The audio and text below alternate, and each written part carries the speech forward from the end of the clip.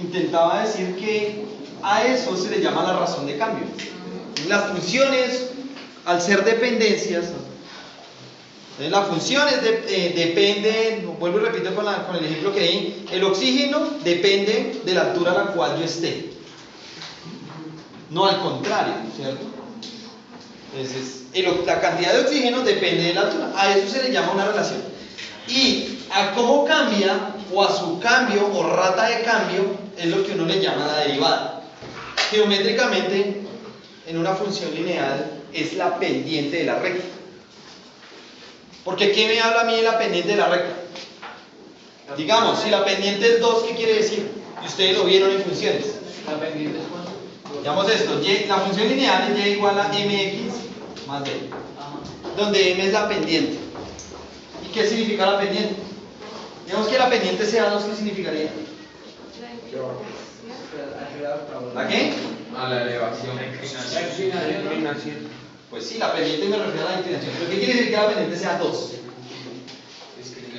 O que la pendiente sea 5. Pues que va así, ¿no? Que por cada... Sí. Como un pececito. Miren, no te sientes mal. Digamos que la pendiente es 2, quiere decir que por cada dato que yo vaya aumentando, el otro va aumentando en 2. Digamos, para que una cosa valga 1, 2. Cuando vale 2, entonces la otra vale 4. Cuando vale 3, vale 6. Y así sucesivamente. Es decir, es la razón de cambio. Quiere decir que va cambiando de 2 en 2. Entonces, al tener acá razones de cambio derivadas, pues lo que me da es cómo es ese cambio. El valor numérico del cambio. Dime. La que avanza estos dos juntos es la otra. Señora. Por ejemplo, si la pendiente es 2, uno avanza 1, 2, 3, 4, 5 y el otro avanza 2, 4. 2, 4. Sí, 2 en 2. Listo. Una tabla de multiplicar. Entonces, miren.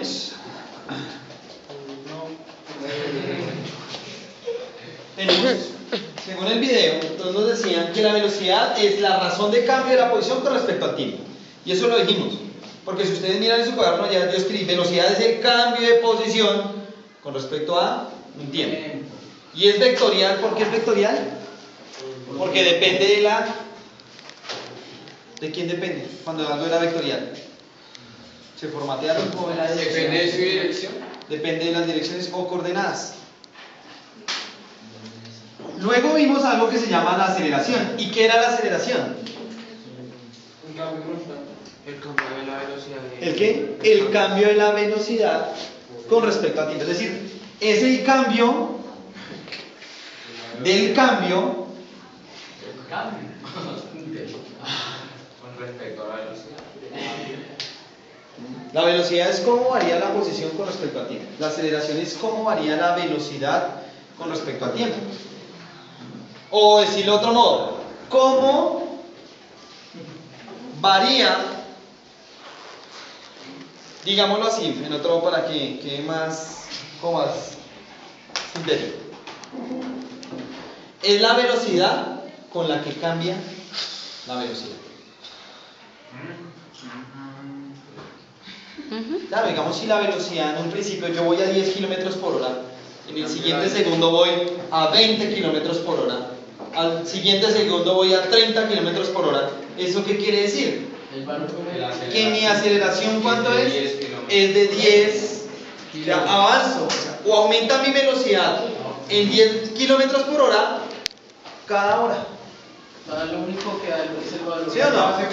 O muy loco el... Usted dijo cada segundo. No, Pepe, no. Ah, bueno, digamos que es a de kilómetros por hora, señor. Hacer un experimento así en vida real debe ser muy complejo, ¿no? Porque digamos uno va en un carro a 20 kilómetros por hora. Lo que pasa es que no tuvimos la oportunidad de hacerlo, porque realmente no es complejo. Con ese aparato que está ahí encima se hubiera podido hacer. Ah, llegamos. No, no porque llevamos el otro tema. Con este aparato. La cuestión, ¿cuál es? La cuestión es que lo que debemos tener claro es que estas variables son fundamentales para el estudio de la dinámica.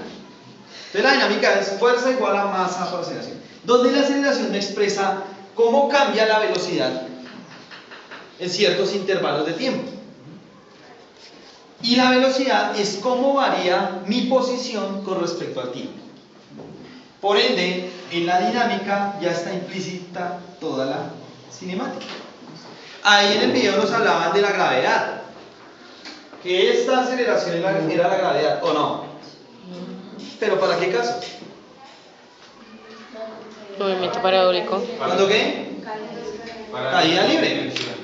Movimiento Cuando estoy en Movimiento caída. parabólico. Movimiento parabólico. Listo. Semiparabólico. Y nosotros nos vamos a dedicar a trabajar esta. ¿Listo? Pero para ya empezar, tengo que hablar de la tercera ley. Todo lo que hace que los cuerpos cambien su movimiento, esto que está ahí, algo que haga que esto cambie su posición, ¿qué es? ¿O qué le llamamos? La reacción. Acción. Fuerza. O sea, una interacción. Si yo quiero que esto se mueva, le aplico una fuerza. Pero como estamos hablando de que los cuerpos interactúan, es decir, que si yo le aplico fuerza a él o a eso me aplica fuerza a mí. ¿Cómo lo puedes decir? Que a una fuerza, digamos si tengo una partícula 1 y una partícula 2 y ella le genera fuerza a 2, quiere decir que 1 le genera fuerza a 2. Quiere decir que 2 le genera fuerza a 1. Pero en el sentido opuesto.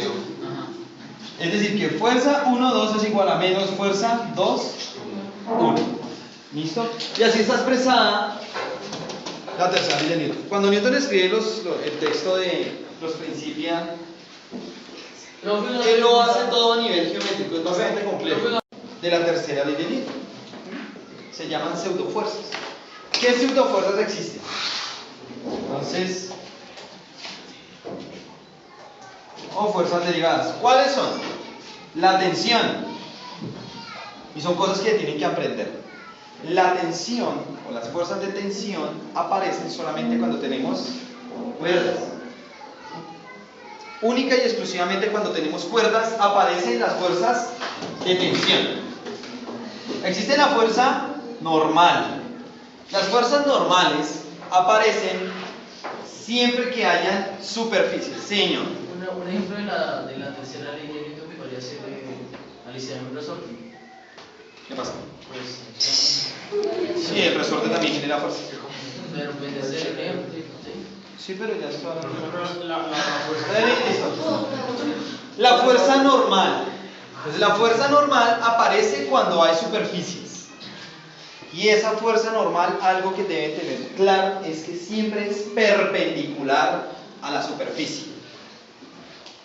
Y va ubicada sobre el eje Y, si uno la quisiera graficar en un plano cartesiano. Repite que Es perpendicular. A la superficie. repite. No. Es perpendicular a la superficie cuando se grafica el eje. Se coloca sobre el eje Y. Ahí. ¿Tú? ¿Cómo es? Dale. No, contesta lo que dije. Repite. ¿Qué es la fuerza normal? Que aparece cuando hay ¿qué? Superficies y es perpendicular a la superficie. Ahora sí les paso la pregunta. Dime. Profe, cuando se dice que fuerza genera una fuerza o un objeto, sí. La fuerza, supongamos, yo soy el que genera la fuerza, sí. Y la fuerza que ejerce sobre mí es una fuerza de resistencia, ¿cierto? Sí, en muchos casos, sí. ¿Y eso vendría en lo que está poniendo ahí? ¿O qué fuerza? ¿Esto acá? Claro, mira. Cuando yo coloco esto acá, ¿esto por qué no se cae? ¿Por qué? Porque la mesa, Y una o sea, la superficie le está ejerciendo una fuerza contraria hacia arriba y que son iguales, porque si fueran desiguales, ¿qué sucedería? O esto se caería o la mesa levantaría a a mí, o sea, es como O sea, que están como equilibrados. creer o tratar de ver que ahí hay una fuerza, ¿no? Sí, es difícil. Es que dice. No sé, pues es una fuerza real. O sea, y también es difícil creer que, digamos, ahorita yo estoy teniendo una fuerza hacia abajo. Pues algo. A ver, no es difícil de creer, Pero sí. porque tú la sientes en tus pies. No sientes presión en tus pies cuando estás de pie. Pero si uno sabe que uno siente el peso. O sea, uno sabe- Ah, bueno, ¿y qué es el peso? ¿Una fuerza? Pero cuando usted dice una fuerza, usted no No, lo que sucede. Mira, si yo te digo en este momento que acá adentro está sucediendo un efecto Compton, tú no me vas a decir, profesor, es que digo que era un efecto Compton.